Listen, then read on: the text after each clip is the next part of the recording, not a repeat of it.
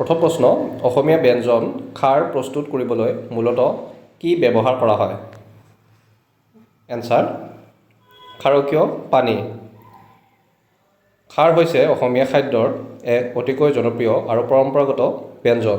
ই কলগছৰ দৰে নিৰ্দিষ্ট উদ্ভিদৰ ছাইৰ পৰা উলিওৱা ক্ষাৰকীয় পানীৰে প্ৰস্তুত কৰা হয়। দ্বিতীয় প্ৰশ্ন অসমৰ কোনবিধ ৰেচমক অহিংসা ৰেচম বা পিচ চিল্ক বুলি জনা যায়? এনসাৰ এৰী।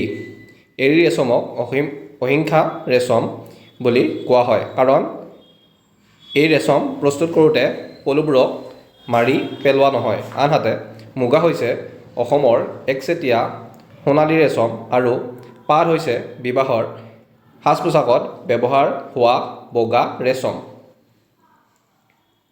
3 নম্বৰ প্ৰশ্ন পৰম্পৰাগত অসমীয়া আ অলংকাৰ লুকা পাৰ আৰ্হি তলৰ কোনবিধ প্ৰাণীৰ পৰা অনুপ্ৰাণিত? এনসাৰ পাৰ চৰাই। অসমীয়াত পাৰ বা পাৰৌ শব্দৰ অৰ্থ হৈছে পাৰ চৰাই।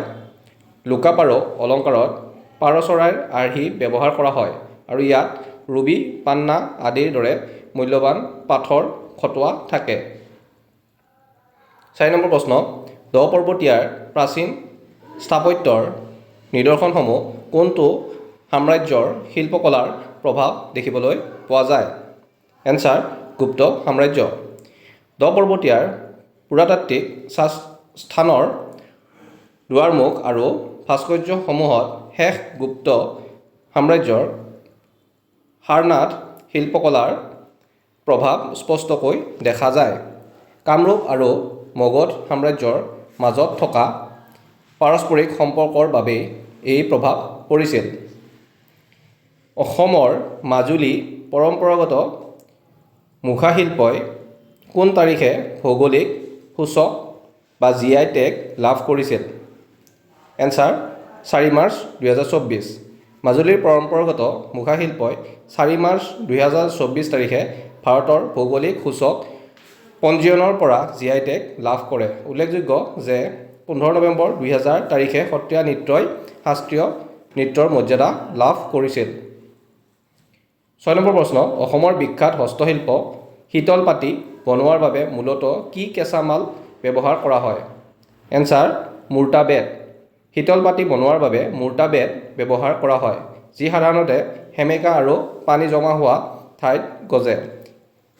ইয়াৰ উৎপাদন মূলতঃ বৰাক উপত্যকাৰ কাছাৰ কৰিমগঞ্জ আৰু গোৱালপাৰা জিলাত দেখা যায়। 7 নম্বৰ প্ৰশ্ন সত্ৰীয়া নৃত্যক ভাৰতৰ শাস্ত্ৰীয় নৃত্য ক্লাছিকেল ডান্স হিচাপে কেতিয়া স্বীকৃতি প্ৰদান কৰা হৈছিল? এনসাৰ 15 নৱেম্বৰ 2000। মহাপুৰুষ শ্ৰীমন্ত শংকৰদেৱৰ দ্বাৰা খ্ৰীষ্টীয় পঞ্চদশ শতিকাত সৃষ্ট সত্ৰীয়া নৃত্যই 15 নৱেম্বৰ 2000 তাৰিখে ভাৰতৰ অষ্টমটো শাস্ত্ৰীয় নৃত্য হিচাপে আনুষ্ঠানিক স্বীকৃতি লাভ কৰে। ইয়াৰ পূৰ্বে এই নৃত্য মূলতঃ সত্ৰসমূহৰ চাৰিবেৰৰ মাজতে আবদ্ধ আছিল। 8 নম্বৰ প্ৰশ্ন অসমৰ কোনটো জনজাতীয় সম্প্ৰদায়ৰ খাদ্য অভ্যাসত পৰম্পৰাগতভাৱে এৰী পলু খোৱাৰ প্ৰথা আছে? এনসাৰ বড়ো কছাৰী। বড়ো কছাৰী জনজাতিৰ লোকসকলে এৰী পলুক এক সুস্বাদু খাদ্য হিচাপে গ্ৰহণ কৰে। প্ৰটিন আৰু পুষ্টিৰে ভৰপূৰ এই ব্যঞ্জনে তেওঁলোকৰ প্ৰাকৃতিক পৰিৱেশ আৰু পৰম্পৰাৰ সৈতে থকা গভীৰ সম্পৰ্কক প্ৰতিফলিত কৰে। 9 নম্বৰ প্ৰশ্ন আহোম ৰাজত্বকালত অসমৰ কোনখন নদীৰ বালিৰ পৰা সোণ উলিওৱা কাৰ্য এটা প্ৰধান বৃত্তিত পৰিণত হৈছিল? এনসাৰ সোৱণশিৰি। আহোম ৰাজত্বকালত ব্ৰহ্মপুত্ৰৰ অন্যতম প্ৰধান উপনৈ সোৱণশিৰিৰ বালিৰ পৰা সোণ উলিওৱাটো এটা প্ৰধান বৃত্তি আছিল।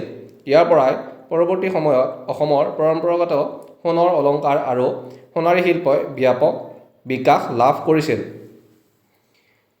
অন্তিমটো প্ৰশ্ন শ্ৰীমন্ত শংকৰদেৱে সত্ৰীয়া নৃত্যৰ অংগী ভংগীসমূহ প্ৰধানকৈ কোনবোৰ প্ৰাচীন নৃত্যৰ পৰা গ্ৰহণ কৰিছিল? এনসাৰ নটী আৰু ওজাপালি।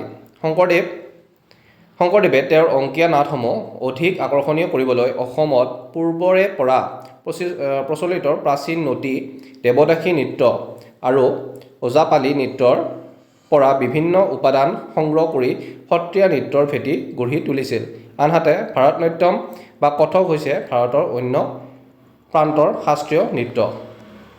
এনেদৰে আগলৈ যদি